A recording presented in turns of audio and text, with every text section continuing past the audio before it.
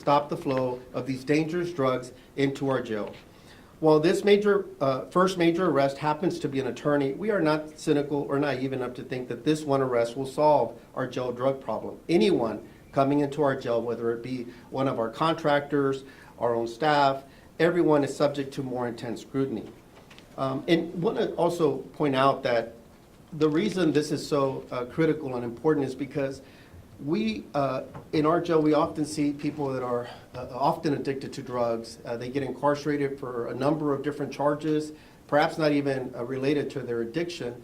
But while they're in here, and especially we've all heard and known about the long stays in the county jail system compared to other parts of the state or country, then obviously it's almost a forced detox, if you will. And when they consume any type of narcotics, either here or when they return out to the free world, it could be very deadly for anyone. So that's something that, again, we're trying to keep a close eye on. And want to also just make a plea to everyone who has a friend or loved one in our jail. Do not attempt to mail them illegal narcotics. Do not let them talk you into sending money to anyone via any kind of cash transaction software or any other service. These dangerous narcotics are killing people and it needs to stop. Briefly in Spanish. Buenas tardes y gracias por acompañarnos. Soy el alguacil del condado Harris, Ed Gonzalez. En marzo creé la primera División de Seguridad e Investigaciones Criminales de Detenciones de nuestra agencia. Su trabajo consiste en luchar contra la delincuencia dentro de nuestra cárcel, centrándose en restringir el flujo de contrabando ilegal, en particular de narcóticos peligrosos. Esto se debió a que la clínica de nuestra cárcel estaba atendiendo cada vez a más personas que requerían tratamiento de urgencia por sobredosis. Alguna de estas sobredosis es posible que hasta fueron fatales. Su trabajo forma parte de una estrategia que incluye varias estrategias para hacer la cárcel más segura para las personas que viven y trabajan en ella. También hemos adquirido 3 perros detectores de drogas para que trabajen exclusivamente en la cárcel. Hemos empezado a tomar copias del correo y los documentos que entran a la cárcel para evitar que los papeles tengan drogas. Y se han establecido prácticas de control más exhaustivas para todos los empleados y visitantes. En julio, nuestra División de Investigaciones Criminales y Seguridad de Detenciones desarrolló pruebas de que un abogado estaba suministrando hojas de papel impregnadas de éxtasis y marihuana sintética a personas de la cárcel durante las visitas en persona. El equipo llevó a cabo una investigación muy larga que culminó con la emisión de una orden de arresto el 9 de noviembre porque se acusaba al abogado defensor Ronald Henry Lewis, de 77 años de edad, de un delito grave de introducción de sustancias prohibidas a una cárcel. Cuando el señor Lewis visitó la cárcel el viernes 17 de noviembre, nuestro equipo estaba preparado. Detuvieron a Lewis y le encontraron portando múltiples hojas de papel contaminadas con una sustancia que ahora está siendo analizada para confirmar si se trata de alguna sustancia ilegal. Quiero agradecer a nuestro equipo por su trabajo. Continuarán siguiendo las pruebas porque estamos decididos a detener el flujo de estas drogas peligrosas en nuestra cárcel. Aunque este primer arresto es el de un abogado, no pensamos que este arresto resolverá todo el problema de las drogas en nuestra cárcel. Cualquiera que entra a nuestra cárcel, incluyendo nuestros propios empleados o otras personas que visitan a la cárcel por cualquier razón, están sujetos a un escrutinio más intenso. Y a las personas que tal vez tengan a un amigo o un ser querido en nuestra cárcel, les suplicamos que por favor no intenten de enviarles narcóticos ilegales por correo. Estos narcóticos peligrosos están matando gente y eso se tiene que parar. Y estamos dispuestos a poner cargos o arrestar a cualquier persona que podamos investigar y probar que están haciendo esto. I now would like to ask Lieutenant Wheeler to provide more information on his team's work. Lieutenant? Thank you, Sheriff. I'm Lieutenant Jay Wheeler with Criminal Investigations and Security Division. I'm going to say a few words about our unit and I'll provide additional details on the case. As the Sheriff said, the Criminal Investigation and Security Division was created to combat crime inside the jails, our overdoses, our narcotics trafficking. Criminal Investigations and Security Division was created with personnel with experience in the Violent Crimes Unit, Homicide Unit, Internal Affairs, Patrol Bureau, Criminal Justice Command, and other specialized units within the department. The Criminal Investigations and Security Division is entrusted with ensuring the safety of our staff and the community we serve. We are dedicated to responding promptly to potential security threats and conducting thorough investigations. Our primary focus is establishing a secure and structured environment for all individuals within our facilities and investigating criminal activity both inside and outside the facilities. In June of this year, in response to 2 inmate deaths that were possibly overdose related, our unit began investigating information that illegal narcotics were being introduced into the jails in the form of paper that was sprayed or dipped with a chemical compound. In early July, the unit received information that an attorney was bringing illegal narcotics to several inmates inside the jail. During the investigation, we determined that an attorney would visit inmates and provide them with sheets of paper laced with narcotics. The laced sheets of paper were often disguised as legal mail or other forms of legal documents. Inmates would pay the attorney $250 to $500 to bring in the laced papers. After an extensive investigation, our unit identified Mr. Lewis as the attorney who was bringing in the narcotics. Mr. Lewis would visit the jails and request to see inmates for attorney visits and would pass the inmates sheets of paper laced with narcotics. Inmates were searched before the attorney visit and were searched immediately after. On numerous occasions, the inmates being visited by Mr. Lewis were found to have sheets of paper laced with narcotics. Mr. Lewis visited 14 inmates from July 2023 until November 2023.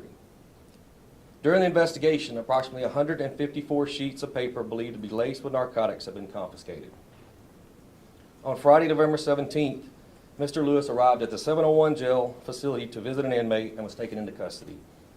During the arrest, Mr. Lewis had 11 sheets of paper in his possession believed to be laced with narcotics. Mr. Lewis was interviewed and subsequently charged with 2 counts of prohibited substances in a correctional facility.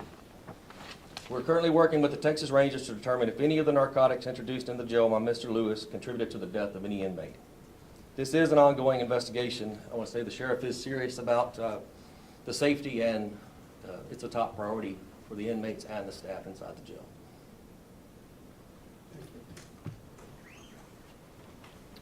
I'll open it up for any questions. Recently, you restricted paper from attorneys to inmates. Did that come as a direct result of this? Not direct. I think it's, we've been reviewing a number of different strategies. We know we have different entry points, including our own personnel. We have other contractors that enter, as well as attorneys as well. And we've been aware of this for a while, that this may be another possible, obviously, entry point of getting contraband into our facility.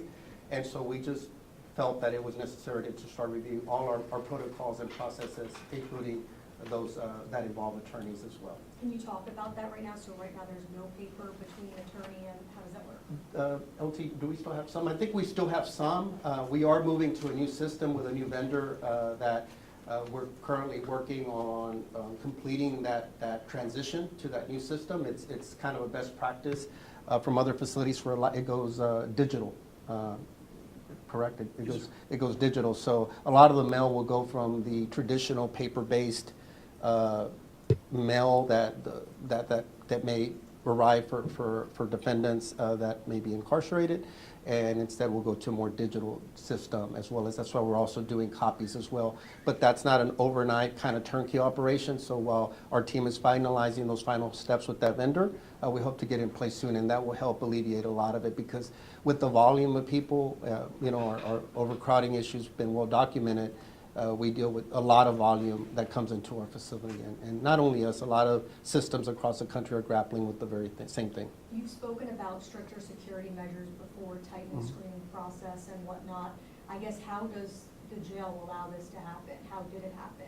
Yeah, well, we don't allow. I mean, I think the issue is that there is obviously there's greater leeway when you're talking about an attorney, for example, that has to interact and engage with their clients. And so much of that communication is protected. And so we have to strike that fine balance between allowing that to happen.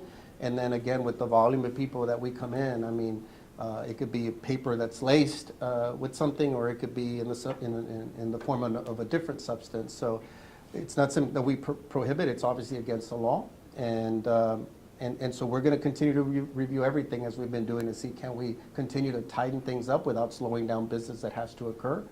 And so that's what we're going to just continue to review. And And if they are found doing this, whether it be an employee, whether it be an attorney, or any member of the public, they're subject to be charged, and it carries very serious penalties. Sheriff, what are you doing to make sure that the documents from attorneys remains private between the defendant and their attorney? And because state law requires that these communications are privileged and nobody should be reading them or looking at them. Yeah. Philip, do you want to Chief Vasquez will talk a little bit about that. So we're not interfering with anything like that. So what we've made available, if attorneys are coming on site, we've made a copy machine available for them. They can make copies, they can handle it. And we've given them envelopes, they can secure it, and then take it up to the floors. So they have access. What we're asking them to do is just process it with paperwork, paper that we provide. Any legal mail that's coming in, we're following all the federal and state statutes to process that in view of the inmates at all times. So we're going above and beyond of what the federal and state statutes require. And who's handling the copy machine? Is it the attorneys or the members of your staff?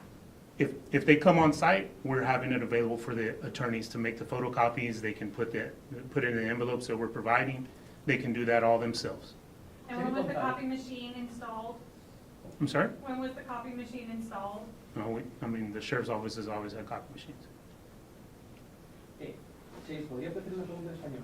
Exactamente cómo el señor Lewis burlaba las medidas de seguridad de la entrada para meter la droga. Sí, es que los abogados históricamente pueden obviamente tener intercambio con sus clientes, es parte de su derecho, y podían tener ese intercambio de documentos directamente con sus clientes durante sus visitas, porque los están presentando. Es una parte clave de la representación en nuestro proceso de juicio y proceso criminal, y así es como lo estaban transmitiendo históricamente. Pero no, cuando él entra en los centros, en las instalaciones de la cárcel, no se le somete a ningún control, puede llevar lo que quiera, armas, drogas. Históricamente, he's asking Chief about attorneys historically when they come in, how thorough of a search is conducted of attorneys historically, let's say of their person or bringing in weapons or anything like that. So they go through the metal detectors. Would you go to Mike? Sure. They go through the metal detectors, all the regular processes. What's really protected from the legal aspect and all government officials that come in are the papers. So if they brought things in their briefcases, we would do a cursory search, but not reading any documents. And so I think that's what they exploited, or this individual may have exploited. Entonces los restos sí pasan por un detector de metal para tratar de obviamente prevenir la entrada de armas. A partir de ahora, los perros o otras medidas de seguridad serán impuestas los papeles también de los abogados. Are the drug detection dogs also reviewing paperwork, or mainly the facility? They'll be stationed at different times through the thing. So if they're there at the time, then they can be used for that purpose. Pero eso va a cambiar pronto, en algunos meses, cuando tengamos el nuevo servicio que vamos a introducir, donde todo se va a hacer fuera de nuestro complejo y van a ser por otras medidas más profesionales, donde nunca va a entrar ningún documento realmente a nuestras instalaciones. Una pregunta, ¿sabemos cuántas personas han fallecido de sobredosis en el último año? No tengo ese número directamente, porque se toma tiempo a veces las autopsias y todo para verificar, pero sí pensamos que han fallecido algunos por sobredosis de alguna forma u otra. Sheriff Gonzalez, you mentioned that the evidence was developed in July. Why was the arrest made on Friday? I know we've had a few inmate deaths in between that time. Well, I mean, again, I think our team wanted to do their due diligence to be thorough. I mean, it's a very unique situation, and it's when you're talking about someone that's entrusted in protecting, the laws and being a key actor in the criminal justice system, and also the testing part of it, to make sure what we had with the previous cases, it's not something that we knew immediately, and then also just kind of continuing the follow-up investigations, which took a little bit of while to us to firm up our probable cause, to make sure we reached that threshold and had all the testing back and everything. So, Lieutenant Wheeler, I don't know if you want to speak a little bit of just kind of, y'all been working on this case from when y'all first kind of developed your early suspicions? Yes, we started working on this case a few months ago, and like I said, it takes time with the lab results, the documents, getting those back, and once we have all those, we have to actually, it's a little more difficult. There's a lot of extra legwork that goes into it. What pointed you to Mr. Ronald Lewis? Is there something specific, an inmate make an outcry, or? So we did receive information. We received several tips from various sources within the jail, and they pointed us in that direction. We conducted numerous interviews, and we were able to identify him as our person of interest. Are other charges pending on any of the inmates that were, you know, the way to get that in? Yes, we have several other cases that are pending right now. We are awaiting lab results and other. Sheriff, what do you say to viewers that's going to view this tonight and say that this is somewhat pretty ironic? Is this an embarrassment to your jail and your system?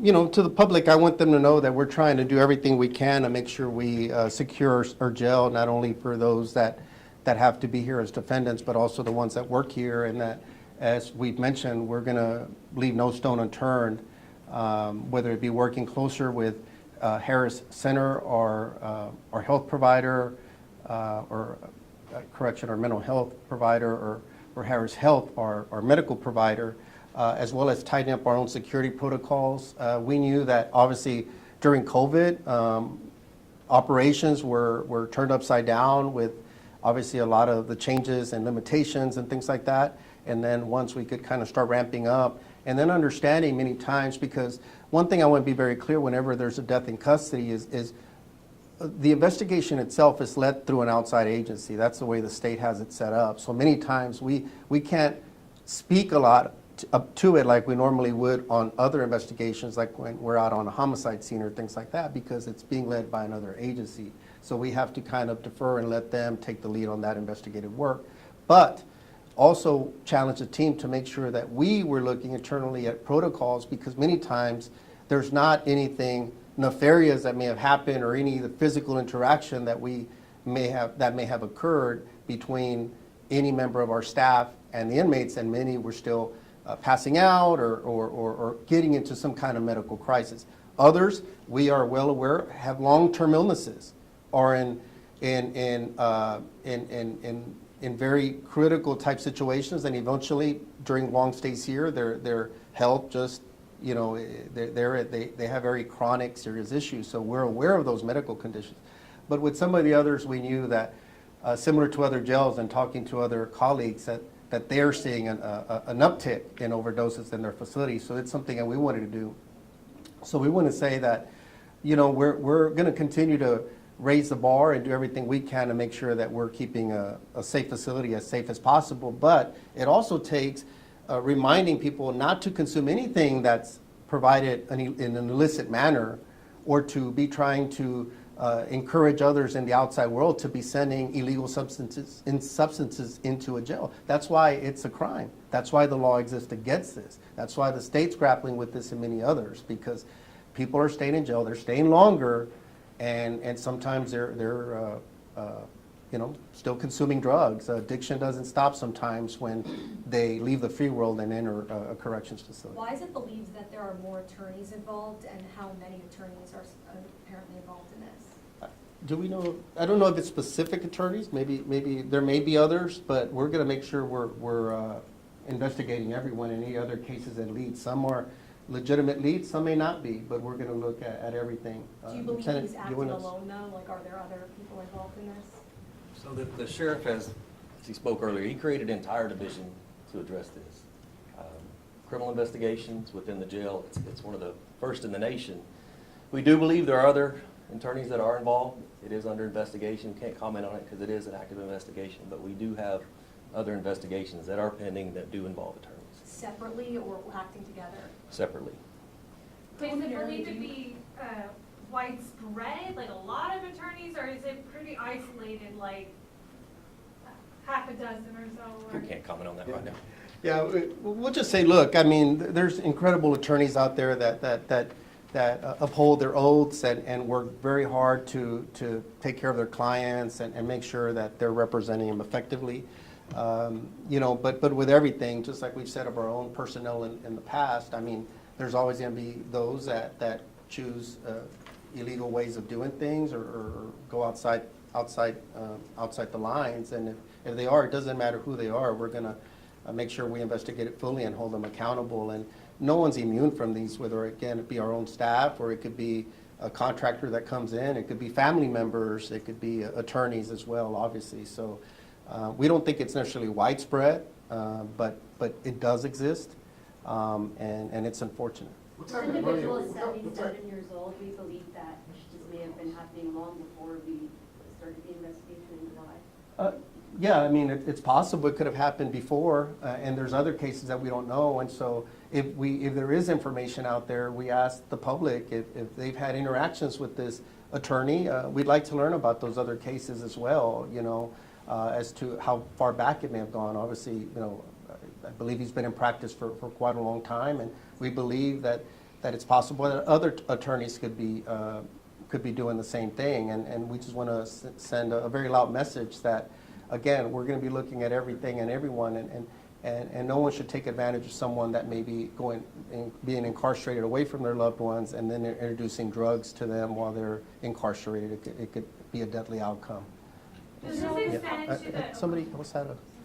I was going to say, what type of money are we talking about? Give me an example. I think he mentioned it. It could be several $100s. That 500 a transaction. up to 500 on transaction. Again, that's one. I don't know what the market is. It just depends on supply and demand and what others may be charging. But again, we've talked to colleagues all around the country, and this stuff, unfortunately, is happening more and more. It seems that especially with opioid abuse and things happening in the free world, no place is immune from it. I mean, and we see a lot of it inside our own walls as well, unfortunately. Last question, please. Does your office have reason to believe that any of the 3 jail deaths last week were overdose related?